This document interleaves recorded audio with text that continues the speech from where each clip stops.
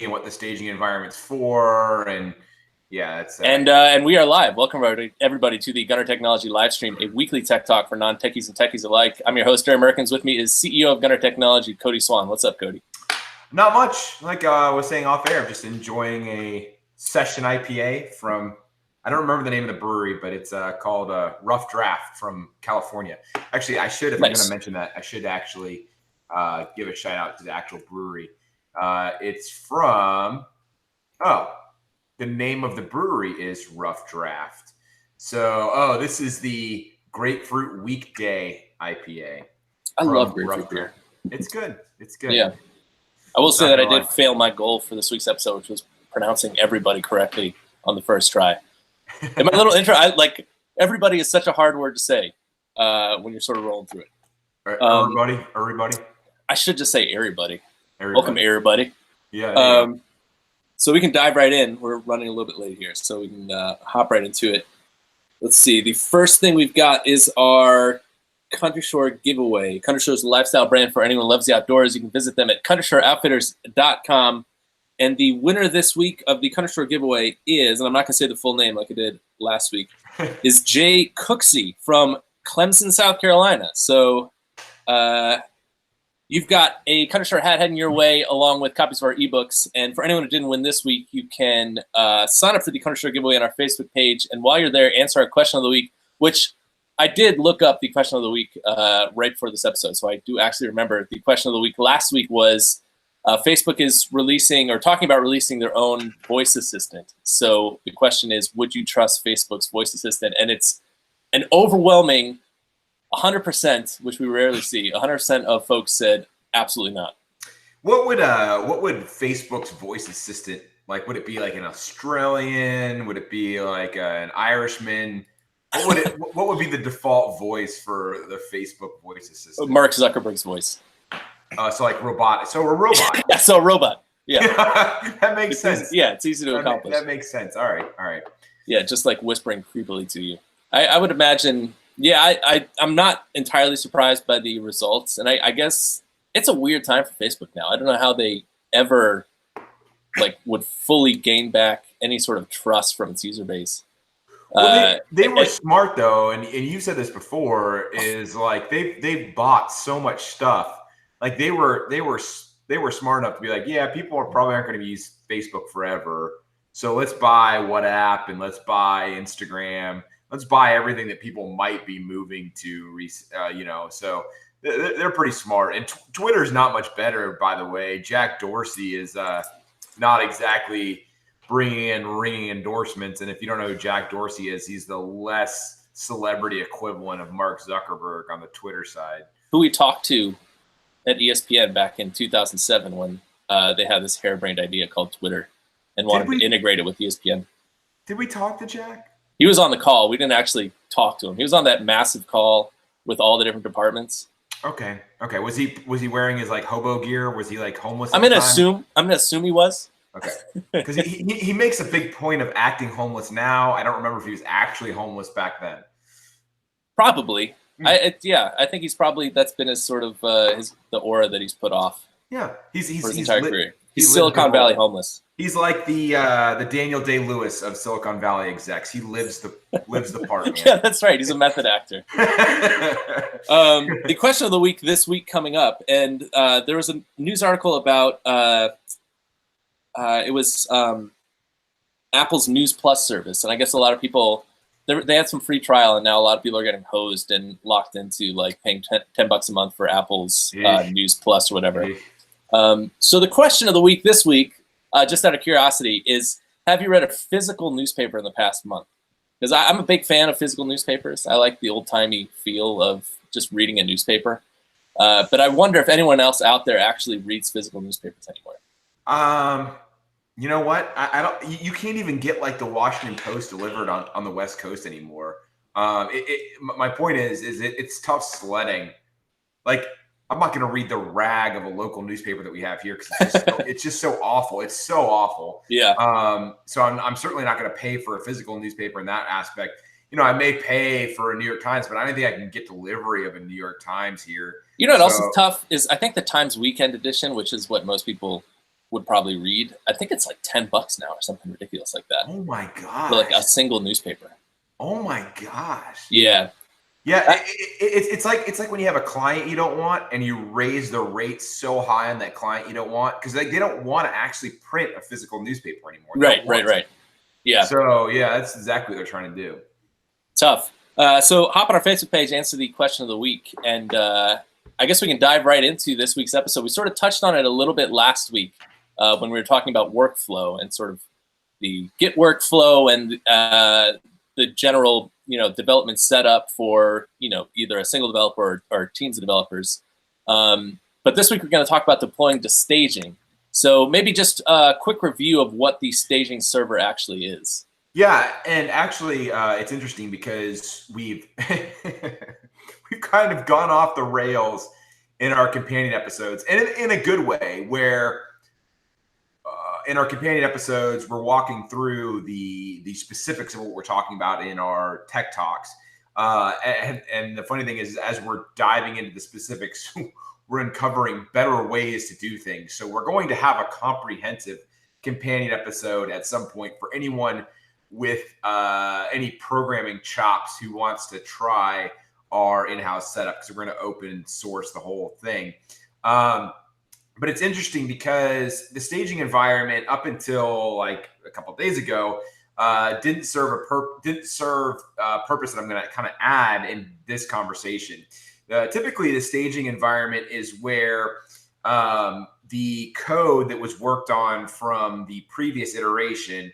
Again, if revisiting what an iteration is, it's just a unit of time worth of work. And at Gunner Technology, that's 1 week. Typically, it's usually 2 weeks worth of work. But at Gunner, we do 1 week iterations. So a team works on a given number of issues in an iteration. And at the end of that iteration, all those issues are deployed to staging. And what this means is that staging is an environment totally separate from what the typical end users can access, for the client to access them and the QA team to access them for testing and demonstration purposes. And demonstration, I largely mean by actually seeing what was requested in action. So again, for Gunner Technology, we are building, for the most part, technology for clients. The clients can actually see what was built the previous iteration and give the thumbs up for, okay, yeah, let's push this out to our end users. Or now that I see this actually working, I want to make some changes to it before we actually push it out. That's generally what the staging environment, the staging platform is used for. And not just see, but actually interact with. I think, in addition, we usually record walkthrough videos of each iteration just to sort of talk through exactly what was accomplished in the past week. But in addition, I mean, the stakeholder can actually get onto the staging server and interact with it just as they would with the production server, and not have to worry about messing up any of the data or anything like that. Right. It's almost like the rehearsal for a wedding. So you have a chance to bail before going through with the whole thing. Or if there's additional feature requests for the bride, you can put those in before it's actually deployed to production. Exactly. And the thing I was going to add is what we're now kind of adding into the staging environment is whatever the name of the staging environment is. And typically the name of the staging environment is staging, but it could be anything. That staging environment is also where the code is merged. So like, let's say you have 10 developers, and it's a lot. So it's a big hypothetical. But let's say you have 10 developers on a project. At the end of the iteration, they're going to start committing their code, and they're going to start pushing their code. And the team lead is going to look at that code from not really from a functionality standpoint, but more from like a code smell standpoint, to see if by looking at it, if there's anything egregiously wrong with the code. And if there's not anything egregiously wrong with the code, the lead developer will accept the code. It's called accepting a pull request, basically. And so staging environment is where all of the code is accepted and merged into one. So you have 10 different developers pushing code changes.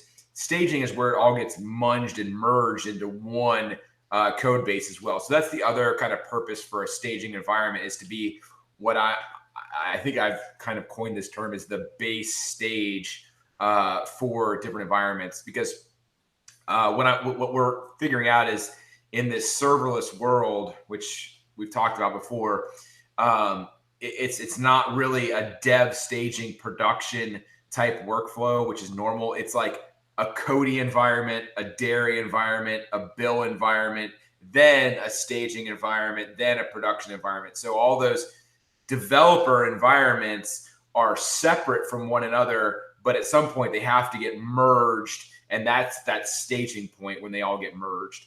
I want to talk about pull requests in a second, but it seems like one of the big benefits of setting your environment up this way is that you have so many points of failure before you even get close to deploying to production and having something live in the wild. I mean, you have every single developer environment where something could go wrong. You have the code review before it even goes up to staging. You have the stakeholder review on staging before it ever goes to production. So it seems like it's a great way to ensure that the code base is sound at every step of the way, basically.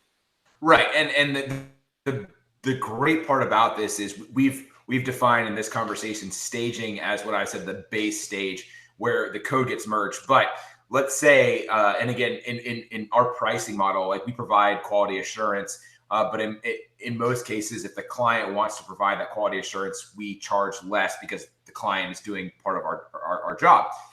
So that's why the staging environment is the base stage. But if a client didn't want the responsibility of quality assurance, what we would do is we'd make that base stage maybe a build environment where all the code would be merged on build. The QA team would then actually look at the code, not look at the code, but actually use the environment as an end user would. Yep. And if it passes there, then it would go to staging where the client can look at it. They don't have to QA it, but they can look at it and approve it. Then it goes out. So it's very easy in this flexible setup to add even more safeguards to going to production. And you might even have like automated testing on your build environment as well, sort of script set up to just run the same thing over and over again. Right, exactly. So you could have a setup where if you have that build environment where the code is merged, you could run automated testing that makes sure there's no code errors, and then the human element that could actually use the code as an end user would to make sure it's okay, and then go to staging and then go to production. So let's get into sort of pull requests and the workflow as it pertains to merging code into what we'll call the staging branch of the code base, and how that staging branch actually makes its way up to the staging environment itself. Yeah, so like I said, in the world of serverless, where I hesitate to say this because I'm sure I'll get a lot of flack from people that are listening. It's not entirely feasible to run an entire local stack on your machine, as we talked about last week. There are some companies that are trying very hard to let you do that, but right now you can't put the entire AWS environment on your local machine.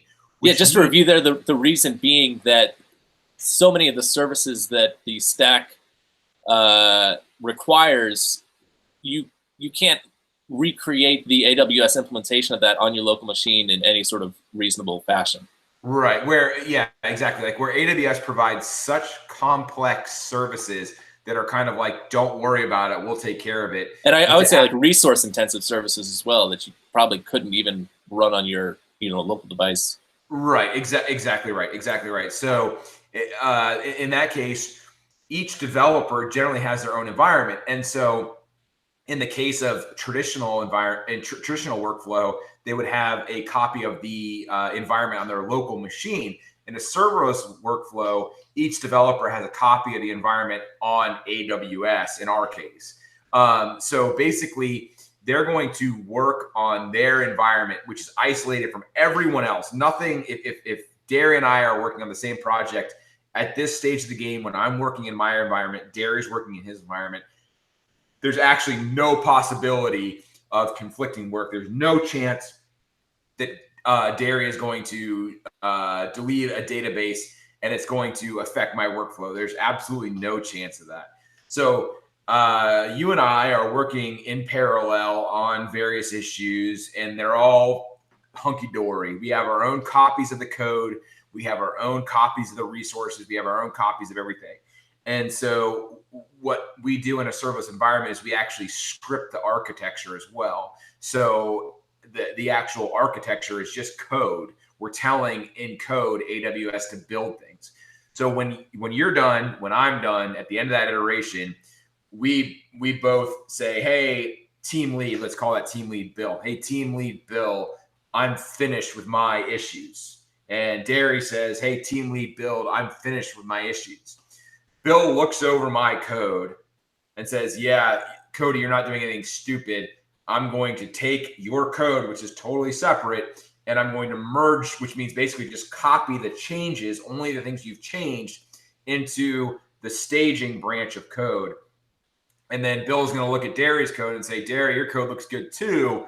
I'm going to copy your changes into the staging branch, right? So now the staging branch has both the architectural code and the application code that Derry and I both wrote in one spot. Upon deployment, not only will the application code get updated, but basically the architecture will also get updated if there was any architectural changes, because it's just actual code at that point. And I guess the main issues that crop up are when, I guess, one, if there's something wrong with the code itself, and I guess what's the methodology for sending that back to the developer to let them know that something needs to be changed or something needs to be done a different way? So how do you respond to these pull requests? Yeah, so exactly. So like if Bill was like, whoa, you're doing something really wrong here. So he won't actually accept the pull request. In our case, he'll email you back. And I know a lot of people love to use Slack. You can actually integrate that with a Slack channel and say your pull request was not approved for this reason. And so if we have time in that iteration, that developer, say it's me, will go make the changes that Bill wants me to make and resubmit the pull request. If not, then my pull request just does not make it into the iteration. Bill does not take my code and merge it into the staging branch. Yeah, and I guess we're talking sort of in the abstract here, but I mean, practically day to day, we're just constantly communicating with each other. But I guess if this was a larger organization or maybe part of an open source project where everyone wasn't constantly on email, or you couldn't just pick up the phone and call somebody, the easiest way is to sort of communicate through the pull request itself. If you're using something like GitHub, where there's an actual chat included, or like a message board included with each pull request, or again, using a tool like Slack or something like that to sort of coordinate the pull requests themselves. I guess the other issue that crops up is and this sort of rarely happens, because a big part of managing the workflow and managing this entire process is ensuring that people, I guess, tickets are fine-grained enough that nobody's stepping on each other's toes. But on the rare instance that two people are working on sort of a similar section of code, and the changes that they make are incompatible with each other, you get something called a conflict, and you have to sort of resolve that conflict within the code base itself. So what's the process there as far as managing those conflicts when they crop up? Yeah, so again, with this setup, the permissions can get really fine-grained. So we can actually have it where, like, let's say again, using the example of you and I, Cody and Derry, we're junior developers, right? So we can set it up so junior developers don't have permission to actually merge into the staging branches. So we can submit pull requests, but we can't actually force those pull requests to be accepted. And Bill would have to approve those. So let's take this case where you and I have stepped on each other's toes a little bit, where we were working on same areas of the code base. In our setup, this generally doesn't happen because we're working on a microservice level where we'd be smart about assigning issues where they really wouldn't step on each other's toes, but it does happen. So that responsibility will fall on the person who's actually accepting the pull request. So what it looks like there is I submit my pull request to Bill, and Bill says, yep, Cody, your code looks good. I'm going to accept your pull request. And then Derek submits his pull request to Bill, and Bill's like, yep, looks good, Derek. I'm going to accept your pull request. But when Bill goes to accept the pull request, whatever the client is, in our case, it's code commit, it's going to say there's conflicts. I can't actually, the application, the client's going to say, can't actually just copy Darius changes into this branch because it conflicts with some other changes in the branch. So in that case, it's Bill's responsibility to go through the code that Darius is trying to submit and merge the changes while not overriding my changes, which he's already accepted.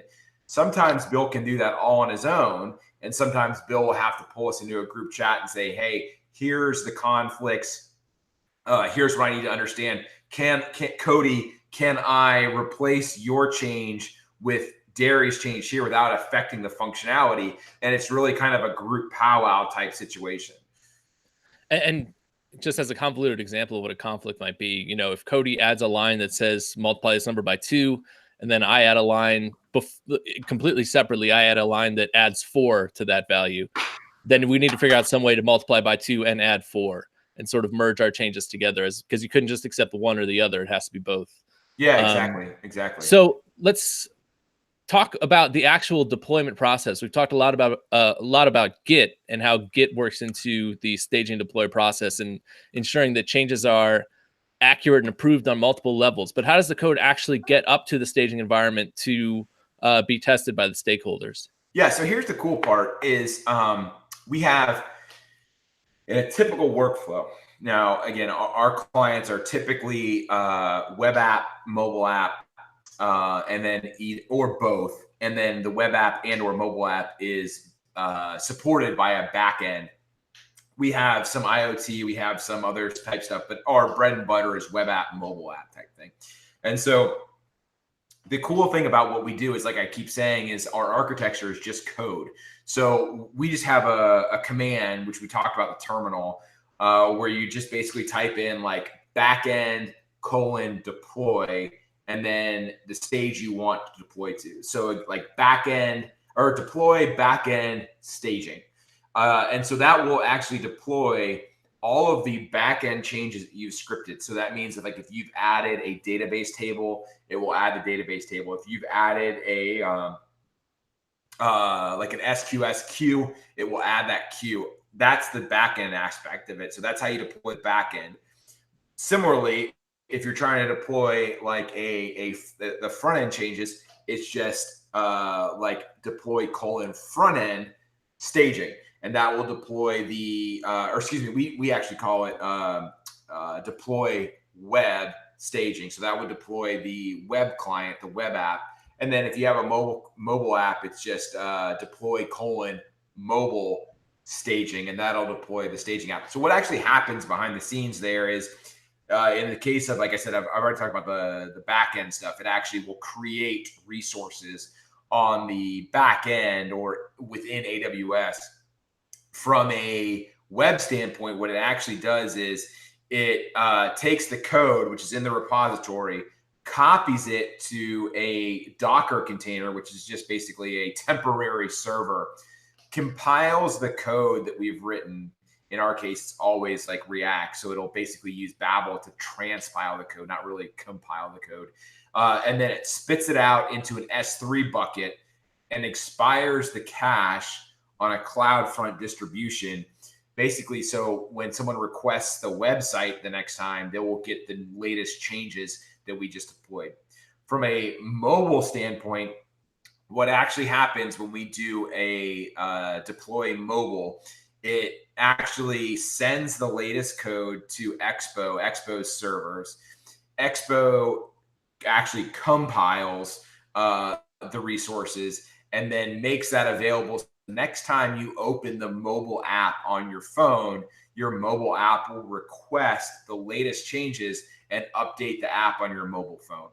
That it sounds like there's a lot going on there, but in actuality, this process is markedly faster than the old way of doing things.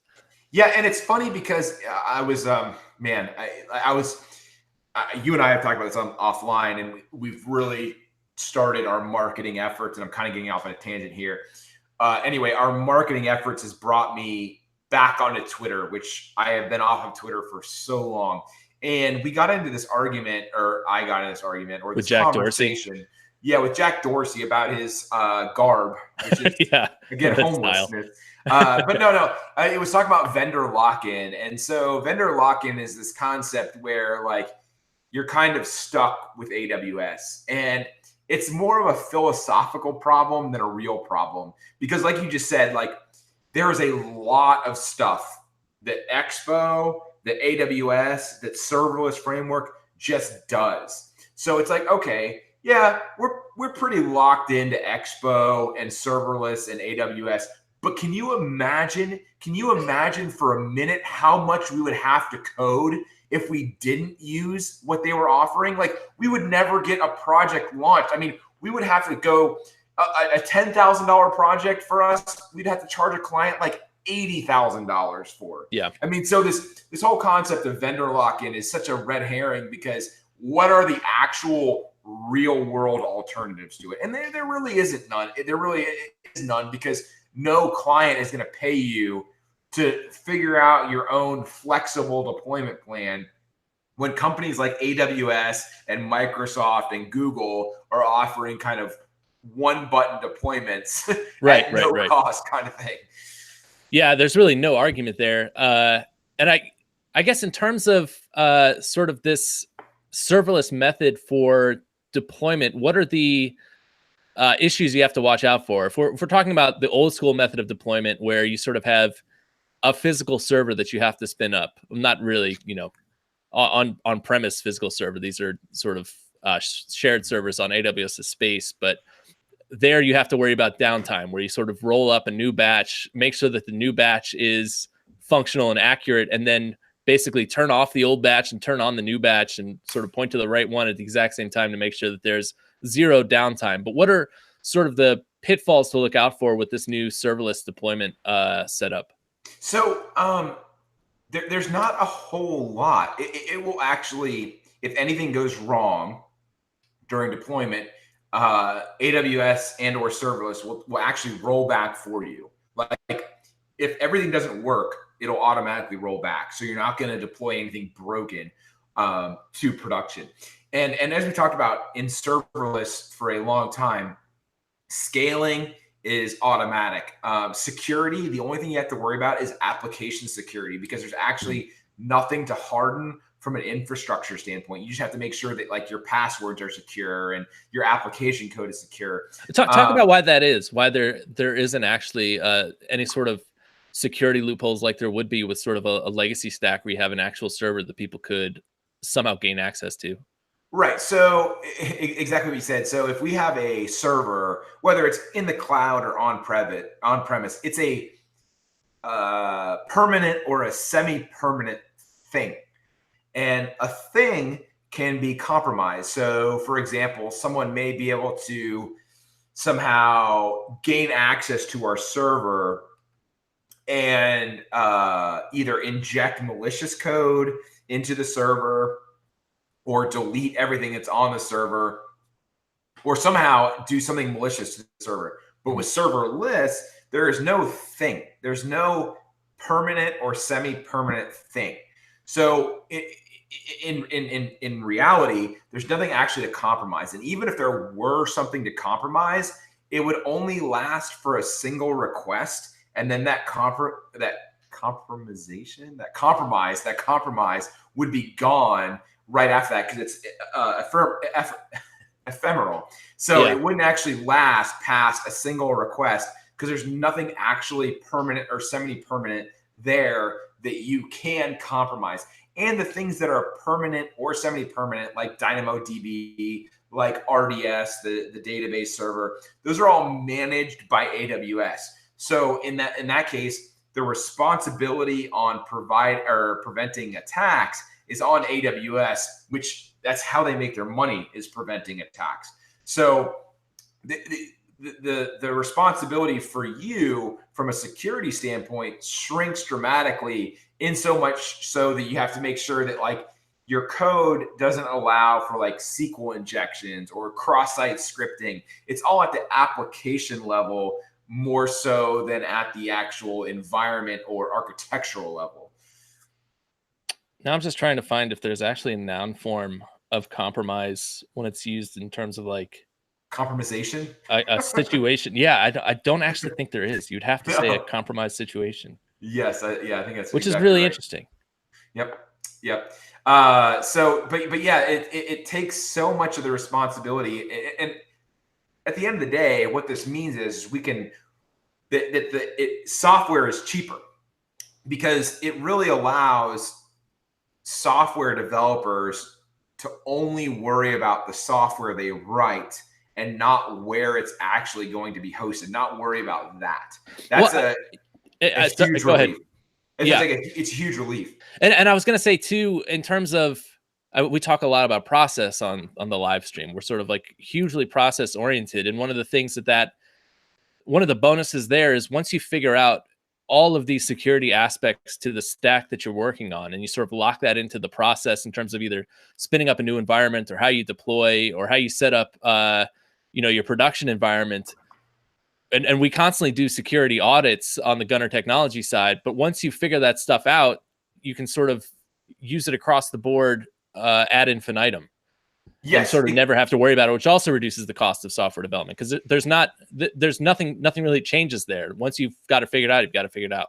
Right, exactly. And so back to your question about what do you need to worry about? You need to worry about things that are kind of like hidden beneath the layers. So like AWS does something where they'll sandbox new accounts. So they'll make it so a single Lambda function, which is one of these serverless functions, won't execute more than 1,000 times per minute or something like that. And that's only because they don't want a mistake on your end to cost you like $1 million. Right.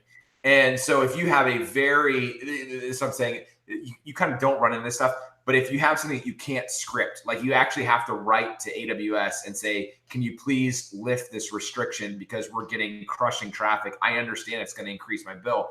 That type of stuff. One of the things that we actually run into is some things you cannot script in the architectural setup. So one of the gotchas that we've run into a couple times is we'll use AWS's email servers. But in order to use their email servers, you have to confirm an email address, which means you actually physically have to go into the console, type in your email address, get an email, and confirm it. You cannot script that on purpose. They don't want you to script that. So we've had instances where we've forgotten about that, and email's working just fine in staging, and we've deployed, and all of a sudden email's not being sent in production, and it's because we haven't confirmed the email address that we're trying to send from. The only other thing I can think of too, and this is becoming less of an issue as this becomes more of a standardized stack, I guess you could say, is in the earlier days when stuff was sort of constantly changing and being updated, and Amazon was trying to figure out how all of this was going to work. You sort of ran into issues where they would break stuff inadvertently, and you would have to get in touch with them to have them fix it. So that's it's less an issue now, but it definitely was an issue back in the day where sometimes stuff would break through no fault of your own, and that was always something that you had to watch out for. Right. Yeah, exactly right. That's kind of settled down. It's funny because anyone that is trying to learn AWS, the first thing I tell them is, in terms of what you should learn, it's CloudFormation. And CloudFormation is this templating language that you can use, that you can write in JSON or YAML. And that is actually what enables you to script these environment setups. If you learn CloudFormation for AWS, you are so far ahead of the game, because most people are going through the process of running shell commands or logging onto the console, and it's just not repeatable. If you learn CloudFormation, that is the single most important aspect of AWS that you can learn. And just to quickly touch on CloudFormation, because we're sort of running over a little bit here, but just to explain to people exactly what CloudFormation does, I guess the easiest way is maybe with an example where you can actually tell Amazon exactly what services you want to use and exactly what configuration. So it might be, I want a background queue with 4 workers and 1 dead letter queue kind of thing. And you can explicitly configure that in JSON or a YAML file. And every time you spin up the environment, it'll spin up that exact architecture for you to use. Right, exactly right. And then if you use a complementary technology like SAM or serverless framework, it will actually, if you then remove that block from your YAML or JSON file, it will actually take care of removing that asset. So if you have a queue and you're like, hey, or if you want a queue, so you script this queue in CloudFormation, you're like, I want a queue, and every time an item is placed in this queue, I want this function to operate on that item. And then like 2 months down the road, you're like, I don't need this. You actually just remove that code from the YAML or JSON file, redeploy, and it will remove that asset altogether, and it'll come right off your AWS bill. So in terms of process and repeatability, it's invaluable. Yep. And I guess just to end this episode, maybe we can talk about the end of the deploy to staging process. When is the deploy to staging complete? When is it basically ready for next week's episode, which is deploying to production? So in our setup, it's complete when the client says so. The client will go through it and say, thumbs up, ready to go. If you're an in-house team, maybe that's the QA team that says everything looks good. Maybe it's kind of the executive management that says, yep, looks good, let's go. That is when it's now ready for next week's episode. And make sure to tune in next week's to next week's episode, which is going to be how to deploy all of this up to production.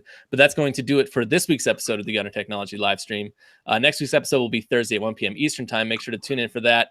Make sure to hop on our Facebook page and sign up for the Countershore giveaway. Countershore is a lifestyle brand for anyone who loves the outdoors. You can visit them at countershoreoutfitters.com. While you're on our Facebook page, answer our question of the week, which this week is, have you read a physical newspaper in the past month? I'm curious to see if anyone has. I think I'm maybe a dinosaur in that I still read newspapers. But hop on our Facebook page and answer that question. You can check out our ebooks on Amazon, Barnes & Noble, iBooks, Kobo, and anywhere else ebooks are sold.